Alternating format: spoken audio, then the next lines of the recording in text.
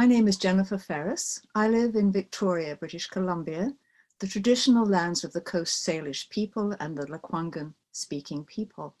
I'm delighted to be part of this project. I congratulate Storytelling Alberta for their 40th anniversary. I had the pleasure and the honor of taking part in the SECC conference in Edmonton, and I was told as part of the conference and also as part of the festival that followed it. The story that I'm going to tell is the first part of a much longer story about the many things that I owe my dad and that I'm grateful for. The first home that I remember was a new red brick semi-detached house at the edge of a new estate. Not so many years before, that land would have been rolling farmland, green pasture.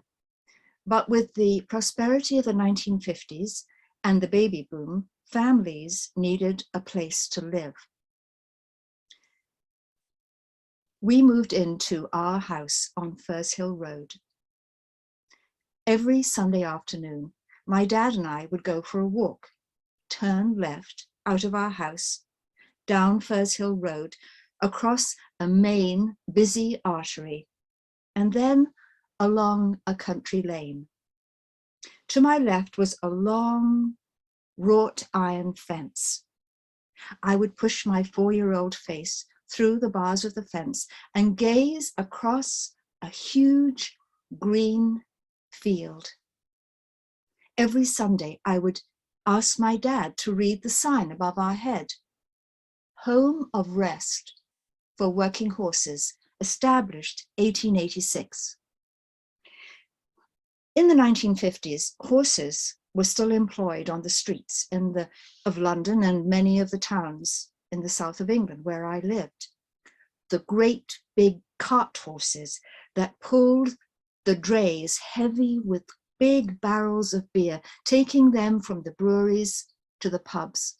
The any old iron horses, the rag and bone horses, the bakery horse, the dairy horse, the honeypot ponies that worked in the East End of London.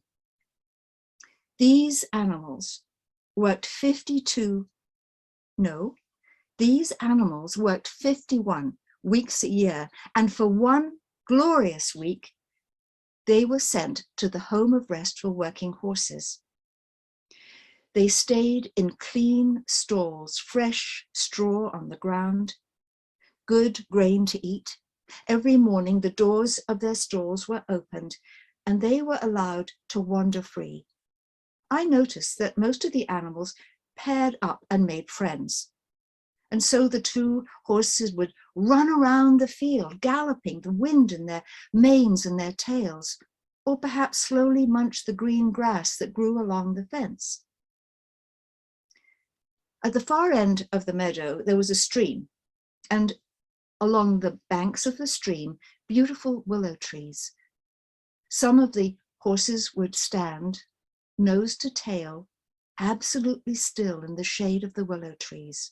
No movement except perhaps for the twitch of skin on the back, a response to the kiss of a summer breeze, or the swish of a tail clearing the flies and insects from a companion's face.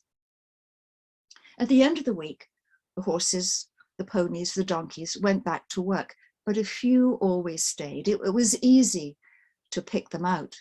They had a stiff gait. They had white hair around their muzzles. They were retired, and they would spend the rest of their days in this paradise. Even at the age of 4, I understood that retirement looked pretty good. Thank you.